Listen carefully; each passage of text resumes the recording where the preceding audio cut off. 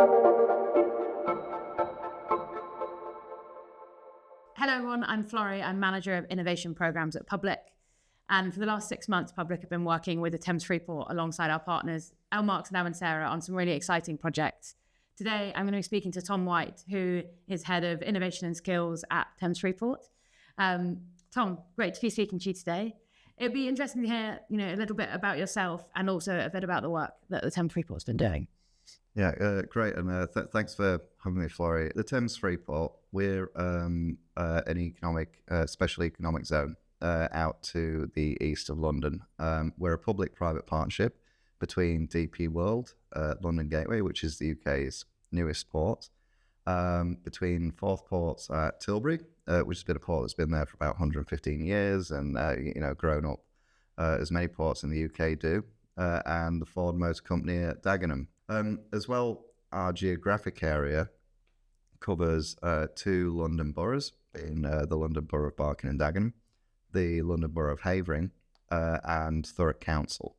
And really our core mission as the Freeport, and the 2 things that we are measured on, is driving inward investment to the region and creating new jobs for the community that deliver that regional regeneration. Your role is quite an interesting one, I think, particularly maybe people who don't know a huge amount about Freeports, but are interested in skills and innovation, might not see the 2 as linked.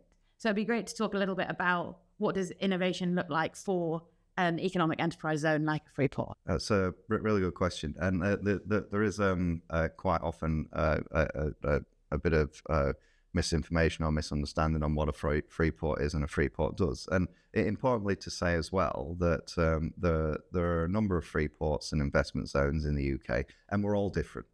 We're all different because we're working with different regions, different partners, different contexts. We have different growth opportunities. So there isn't really one size fits all of what a Freeport is and does. But for us at the Thames Freeport, innovation to us is really tied back to those main 2 objectives. So we should be here driving inward investment and creating new jobs in the region. And to do that, we need the region to be attractive to those businesses around the world where we see the highest growth potential in that sector. So our mission in innovation is to invest in the assets, the programs, the skills, and the partnerships that are going to make us a really attractive place for those businesses to want to set up, for them to be able to thrive in, and as well to be able to provide the pathways for people to be able to take advantage of those job opportunities. And fundamentally, that's about market making, creating new market demand for the products that we want to be built and made here, but as well addressing some of those market failures and challenges that the UK more broadly has had in achieving growth, whether that's in productivity or how we do procurement or how we understand technologies as a region. So it's a really exciting opportunity to solve challenges that have a real impact regionally, but a lot of those challenges are also really relevant to not just other regions around the UK, but the UK more collectively. And before we go into kind of some of those areas that you're working in and the kind of the specifics of the project, you mentioned the 3 local authority bodies that are in the region. It'd be great to hear a little bit about how the Freeport works with them, and particularly how you have that joined up vision of regional innovation and regional development. And that can be a challenge a lot of the time in regional growth initiatives, is getting lots of different people working together towards a common goal. But in our context, we have 3 local authorities, 2 of which are part of the GLA, 1 is in part of Essex. At any one time, each of those authorities has been under a different political leadership. As well, we have the needs of our private sector partners as well. But actually, it's the unifying purpose that brings those groups together, and recognizing individually as areas what are our honest strengths and weaknesses. What are we good at? What can we get better at. Our purpose as the Freeport shouldn't be to replicate activity that those authorities are doing anyway, or to replace it, but to provide additionality on top of it. So where are those magic spaces in the ecosystem where the public sector couldn't solve it on its own, the private sector couldn't solve it on its own, or one public authority couldn't solve it on its own? And really that convening role of as the Freeport in how we bring all those different partners together who may have different political backgrounds, who all have different populations, different challenges, but there are shared challenges across all of them. And when we focus what the Freeport does on the additionality we create, there is shared value for all of them. So really it's a mission in growing the opportunity for the wider region, which everybody can get behind, rather than trying to divert opportunity from one region to another. It's not a zero-sum game where somebody is losing because somebody is winning. This is about growing the bigger prize for the region and its communities, and people really get behind that. Yeah, and I do think that's something that's incredibly unique about what the Thames Freeport can do within the kind of East London and Essex region, is you're able to be that convening body to bring together cross-sector stakeholders who are interested in ultimately the goal of improving their own ecosystem and improving the lives of citizens that live within that ecosystem as well. So maybe we talk a little bit more about some of the specific problems that Thames Freeport has been helping to solve, starting most importantly with health. It seems like there's been a lot of really exciting things there. Should we go into a little bit of detail about, first of all, why health? Yeah, and it's a question we get very often, is why is an economic growth zone getting involved in healthcare in the region? But just to again, tie everything back to what our overriding objectives are, which is to drive investment, which is to drive jobs growth, and where we point ourselves in terms of our intervention of trying to solve market failures and trying to solve those problems with productivity in the region. And you cannot talk about the productivity challenges in the UK without talking about health. It has a fundamental impact on a person's ability to apply for and take up a job. It has an impact on whether they are healthy enough mentally and physically to be able to grow in that job, to go on and take on extra learning and take on extra responsibilities and grow their contribution into businesses and the local economy. It impacts a person's ability to be out participating in that local economy, whether that's being out spending money in the local shops in the region or moving around into different areas and so on. And as well, it impacts people's stability in employment, of how many sick days are we taking a week, for example. So I think in that way, for us, we really view health as part of our economic infrastructure in the same way we view the quality of our roads, our rail connections, provision of energy in the region. It is all part of the same picture of the economic growth opportunity in a given area. But as well as that, what we need to be absolutely focused on as a Freeport is that we're not creating isolated islands and pockets of growth in a few of our tax and tariff sites, where the benefits of that growth aren't being felt by the community that live there today and the community that is going to continue living there and the new communities that will move in. So when we have businesses achieving fantastic growth in the region, and when we're bringing in this more investment, we really need to be reinvesting that into things that matter to the community and things that make a difference. And a big area of that is healthcare provision, which is why we've launched our programs together this year in preventative mobile healthcare solutions through a health bus that we've developed in the region, as well through our AI Mobilisation Centre. And thirdly, that there is a growth angle to it and how we're creating new market opportunities in the region.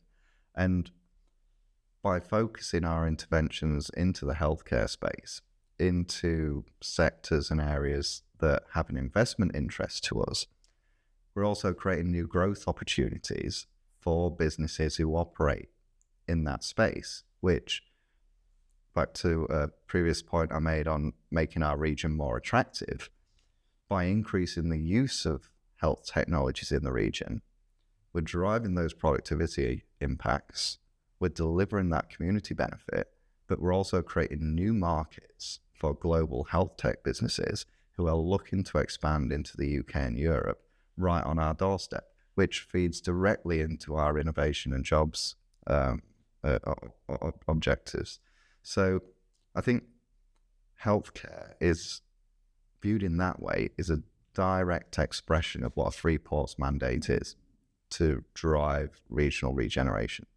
And the point you were making there about health being connected to economic development, and particularly for getting healthy people back into healthy work, is something that's such a priority in the NHS and DHSC. The 10-year plan, for example, talks a lot about healthy working age populations, and it feels particularly the Health Bus project that we've been delivering together has really been targeted on focusing on that, and not only thinking about supporting healthy people getting into healthy work, but also bringing healthcare provision into the society, which again very closely linked to things like the neighbourhood health plan. So why don't we talk a little bit about the Health Bus and some of the things that you've been most proud of, I guess, from that kind of model of care delivery? Just to start this by saying, this is a program I have loved. And this started as a concept last year that we were discussing together in the Freeport team, and it's great to be working with partners at Public, Sarah, Elmarks on actually making this a reality. It's designed to address some of the challenges we know we have in people's access to preventative healthcare solutions in an area by taking those solutions to them, to take them where they are going anyway. And really with a view of how we increase uptake of those preventative solutions, demonstrate a market potential for those preventative solutions in the region, and start catching health issues sooner before they manifest into a problem. And then we start seeing that further down the road in our productivity figures and who's active in the workplace and in the local economy. And it's been a great success as a program, I think. And some of the key things that I'm proud of with it has been the pace of development in deployment is one thing. When we first deployed the Health Bus, with a focus on looking at two of the region's biggest health challenges in diabetes and hypertension. Our first week, I think we saw 30 people. We were able to see 30 people as a maximum capacity, not as an engagement problem. That's an important point. It was a maximum capacity of 30 people in a week. In our closing week of the trial, we saw 50 people in a day. And I think that just shows the potential of how we can drive more efficiency and really start reaching some meaningful numbers of people in the region. We closed out seeing over 650 people in the area over just a couple of months. And that feedback from the community has been pretty much universally positive. I would come back and use this service again. This is something I wouldn't have done if this wasn't right here in front of me in this way. It was helpful. It's something that's going to be used to change my behaviors. There's an ongoing engagement from visiting the bus. It is not a discrete event. When you use the bus, you get access to health platforms that stay with you through a health journey afterwards. And I think as well as the commercial interest in the potential to co-invest in that platform as an ongoing service, which obviously I'm very proud of, I think one of the main things is actually through doing this program, we identified, I think it was 2 or 3 people who were not far off ending up as one of those statistics in the near future of somebody having to be rushed through the doors at A&E. And as well as the impact that has on those people individually, which is hugely positive, there is the economic impact of that every visit to A&E costs the health service £30,000, right? And even through those 3 people over a very short time period, you can start seeing the potential of the economic benefit for this, the community benefit for it, the benefit to businesses in the region, because when the health bus showed up, there was a big queue of people trying to get on the health bus. Our problem wasn't getting people on it. It was trying to fit everybody in a day and generating an hour, 2-hour waiting lists in some of the busiest days. And those people stay around the health bus. They go to the coffee shop in the local market. They go looking around some of the independent shops on the high street. They're there being active more in the community, with this health bus really driving stickiness in the local economy. So, and as well, we've received, it may not be surprising, with some of the misunderstanding on Freeports, and not really knowing what they are. Our engagement with the community is something we're constantly having to learn how to get better at. But each one of those 650 odd people that were through that bus were actively asking questions about Freeport. What is it? What does it do? Oh, I understand that now. Oh, that sounds fantastic. Oh, that sounds really good. And it's doing things like this, and so on and so forth.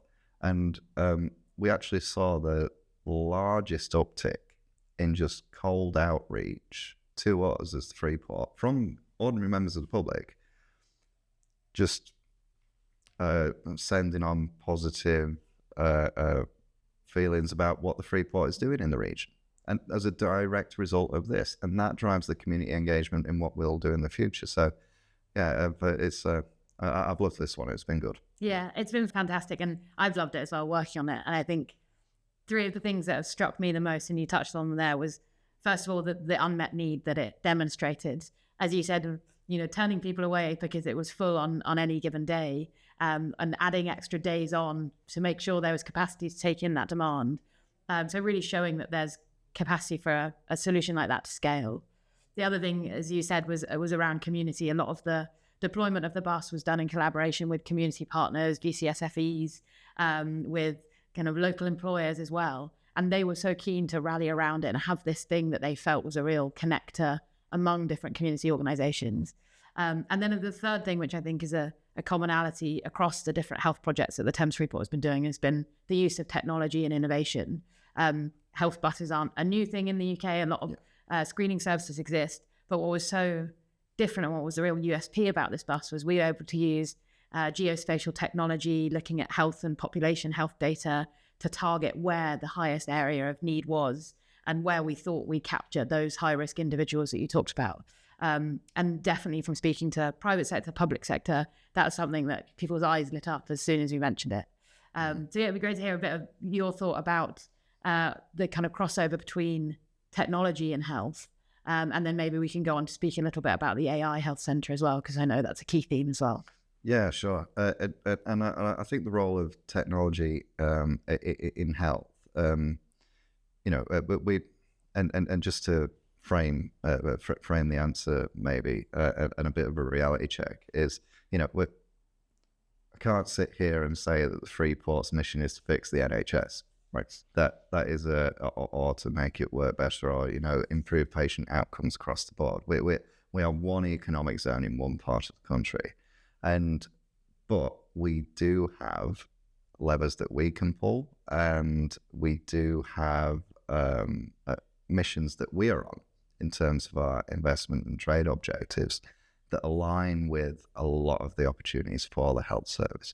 And one of those particular areas is in technology adoption, right? And technology manufacturing, that's one of the areas where we see the biggest growth opportunities for us around the Thames Freeport. And that could be, in the EV supply chain, it can be in automotive manufacturing, as well in areas like medical technology and medical devices.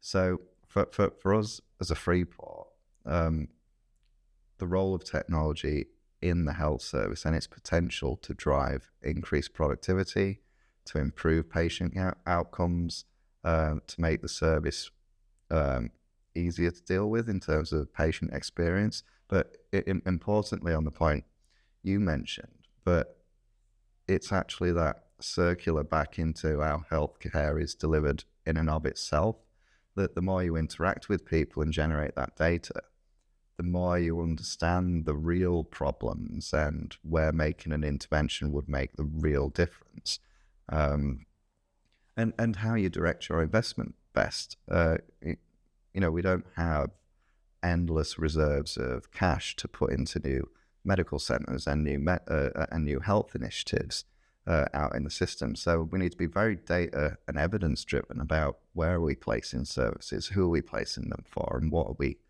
doing. I think the potential of technology to improve health outcomes with the existing resources that we have is a real key point. And that's not really about being able to see more patients in a day.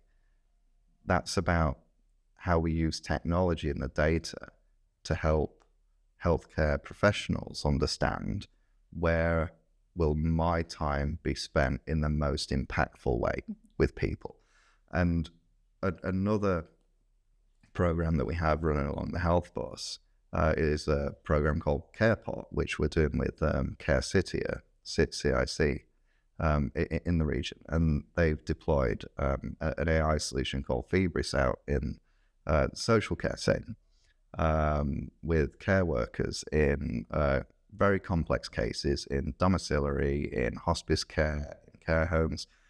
And what this solution is being able to do is to actually take real readings from a person when a care worker's out visiting them, to pull all that data together of that patient history and to provide that real intelligence-driven insight to care workers who are all overworked, who all have many, many patients to look at in a given time, and actually help them direct their time on their highest risk people, which is a dynamic picture over time. It's not a static view of who's at most risk consistently.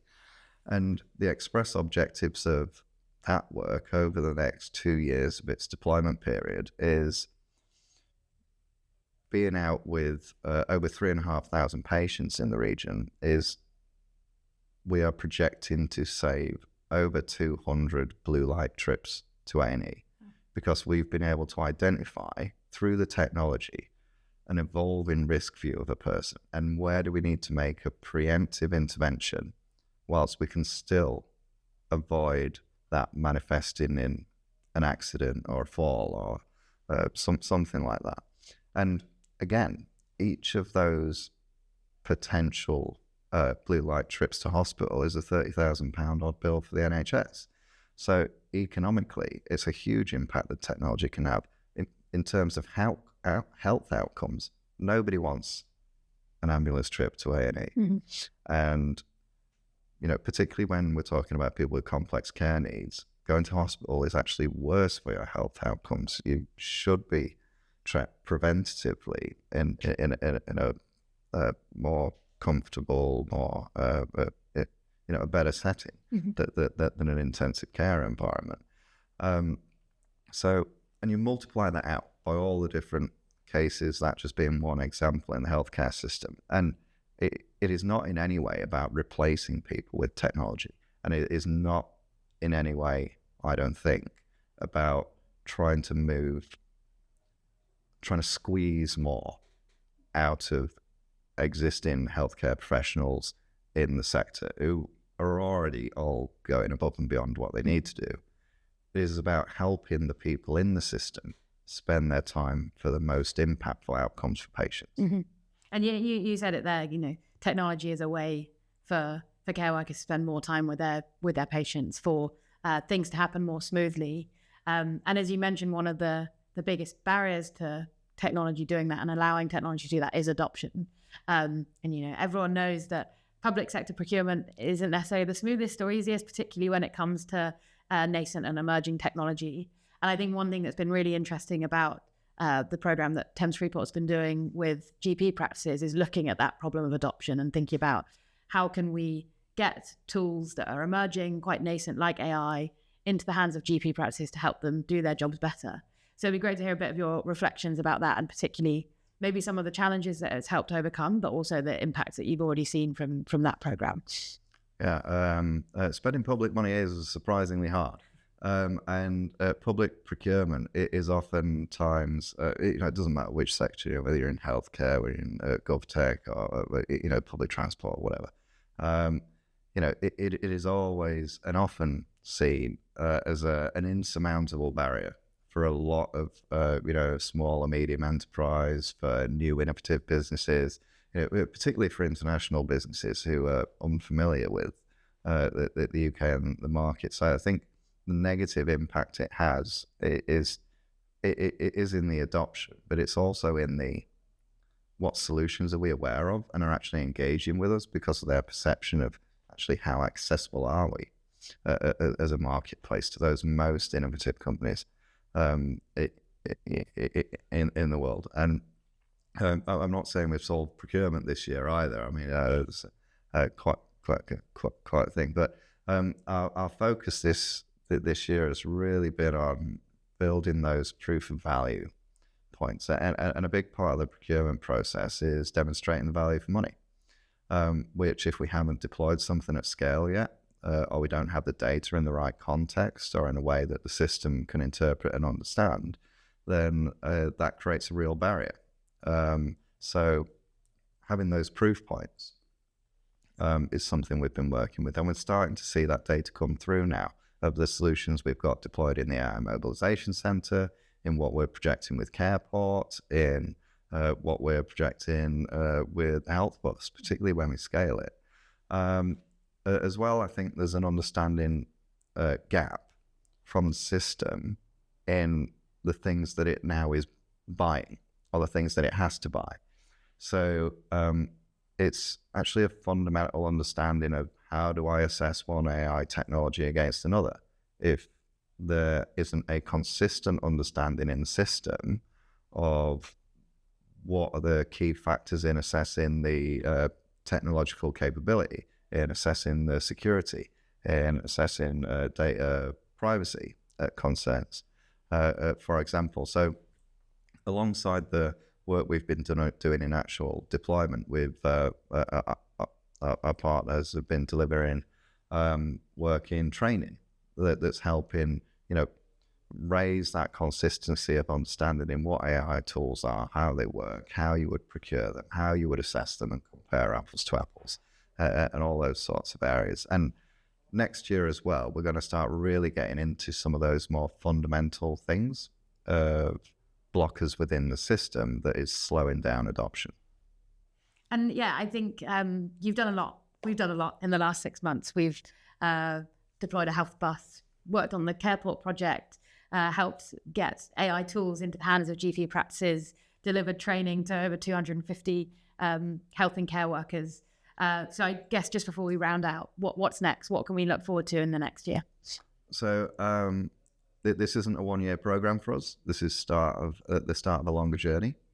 We will have what we've invested in so far this year running for the next few years, building that evidence base of what's working, what's not working. And this year we're going to continue that work, but importantly, spend a lot of effort working with our partners in the healthcare system, in local authorities, and community groups, together with our delivery partners at Public, Cavansera, LMarks, on really trying to get to some of those underlying market failures or barriers in the healthcare system itself, like transferable operational models and repeatable pathways to get new technology into the system better. And importantly as well, that's not something we should do alone as a region. there is much to be learned from across the UK where different regions have been trying this. As well, there is much we are learning to be able to share that and work better with other regions around the UK doing this as well. So it should be a really exciting year, leading to more opportunities the following year. Excellent. Well, I'm certainly looking forward to it, and I'm sure lots of others are looking forward to hearing the success from it. So thank you, Tom. Thank you.